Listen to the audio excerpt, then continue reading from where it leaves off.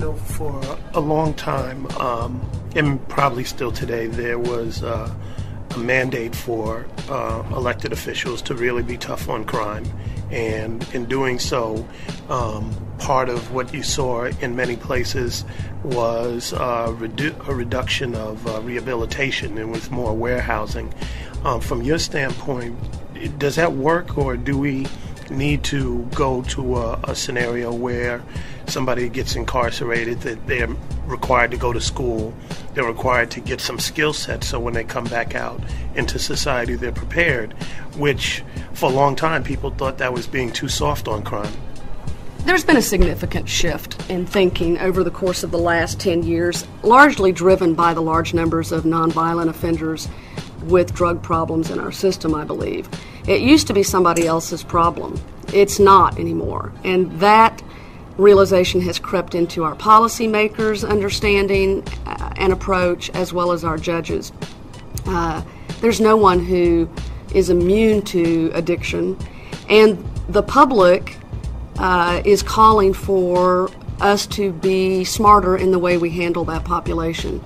As a judge, when I was trying a small drug case, over the course of the last 16 years, the jury panel's position has changed dramatically. They want to know why we're not doing more with this population. I would caution you, however, they don't think the same way when it comes to felony driving while intoxicated offenders. So even though they're both substance abuse issues, the public has very distinct opinions about different crimes. They want violent offenders locked up. They want to be protected from them. They want us to do more with nonviolent offenders, particularly people who suffer from addiction. And there's a growing realization that regardless, they will be back in our community. And we need to do a better job to help them to succeed in our community so that they are not back in the criminal justice system. Not everyone, but that focus has indeed shifted over the last 16 years. I think this is an interesting time in history.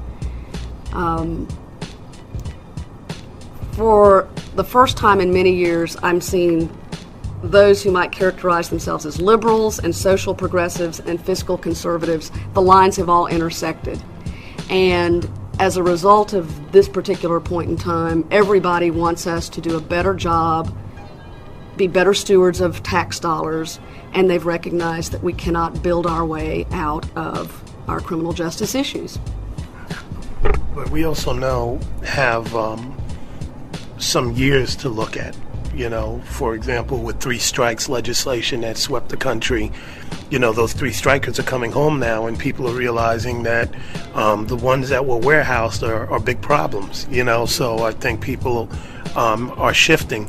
A second part to that question, and if you could put on your judge's hat again, is, mandatory sentencing and having those mandatory minimums.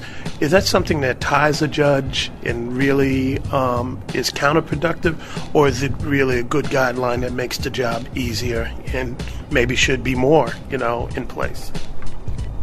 We have an awful lot of discretion in Texas in the judiciary.